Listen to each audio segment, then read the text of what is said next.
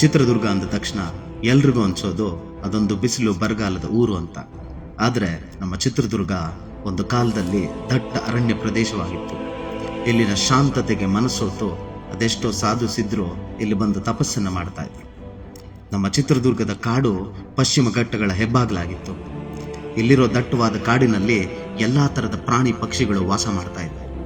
ಅದರಲ್ಲೂ ವಿಶೇಷವಾಗಿ ಇಲ್ಲಿ ಹುಲಿ ಹೆಬ್ಬುಲಿಗಳಿದ್ವು ಅಂದ್ರೆ ಕೆಲವರು ನಂಬೋದಿಲ್ಲ. ಆದ್ರೆ ನಮ್ಮ ದುರ್ಗದಲ್ಲಿ ಶಿಲಾಯುಗದ ಕಾಲದಿಂದಾನು ಹುಲಿಗಳಿದ್ವು ಅನ್ನೋದಕ್ಕೆ ನಮ್ಮ ಚಂದ್ರವಳ್ಳಿ ಭಾಗದಲ್ಲಿ ಆದಿಮಾನವರು ಕಲ್ಲಿನ ಮೇಲೆ ಕೆತ್ತಿರುವ ಒಂದು ದೊಡ್ಡ ಹುಲಿಯ ಚಿತ್ರವೇ ಇದಕ್ಕೆ ಸಾಕ್ಷಿ. ಆಗಿನ ಕಾಲದಲ್ಲಿ ನಮ್ಮ ಚಂದ್ರವಳ್ಳಿಯ ಪ್ರದೇಶವನ್ನ ಹುಲೆಗುಂದಿ ಅಂತಾನೆ ಕರೀತಾ ಇದ್ರು. ಯಾಕಂದ್ರೆ ಇಲ್ಲಿ ಅನೇಕ ಹುಲಿ ಹೆಬ್ಬುಲಿಗಳು ವಾಸವಾಗಿದ್ವು. ಇನ್ನು ನಮ್ಮ ಪಾಳೆಗಾರರ ಆಳ್ವಿಕೆ ಸಮಯದಲ್ಲೂ ಕೂಡ ಇಲ್ಲಿ ಹುಲಿಗಳಿದ್ವು ಅನ್ನೋದಕ್ಕೆ ಕಸ್ತೂರಿ ರಂಗಪ್ಪ ನಾಯಕನ ಕಾಲದಲ್ಲಿ ಒಂದು ನರಭಕ್ಷಕ ಹುಲಿಯನ್ನ ಕಸ್ತೂರಿ ರಂಗಪ್ಪ ನಾಯಕ ವೀರಾವೇಶದಿಂದ ಹೋರಾಡಿ ಕೊಂದಿರ್ತಾನೆ.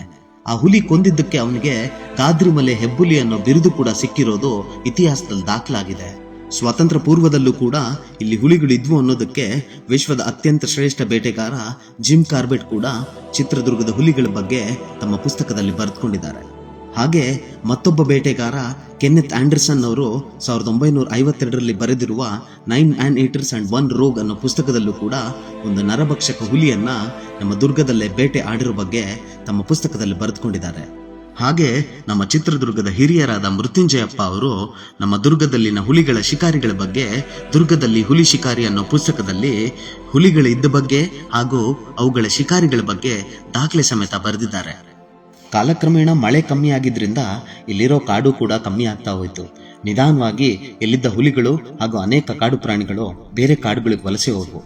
ಒಂದು ಕಾಲದಲ್ಲಿ ಹುಲಿಗಳು ಓಡಾಡ್ತಾ ಇದ್ದ ಈ ಭೂಮಿ ಬಗ್ಗೆ ನಿರಾಭಿಮಾನ ಬೇಡ, ಎದೆ ತಟ್ಕೊಂಡು ಹೇಳೋಣ, ನಮ್ಮ ದುರ್ಗ ಬರೀ ಬಿಸಿಲು ಬರಗಾಲದ ನಾಡಲ್ಲ, ಹೆಮ್ಮೆಯ ಇತಿಹಾಸ ಇರೋ ಒಂದು ವೀರ ಭೂಮಿ ಅಂತ.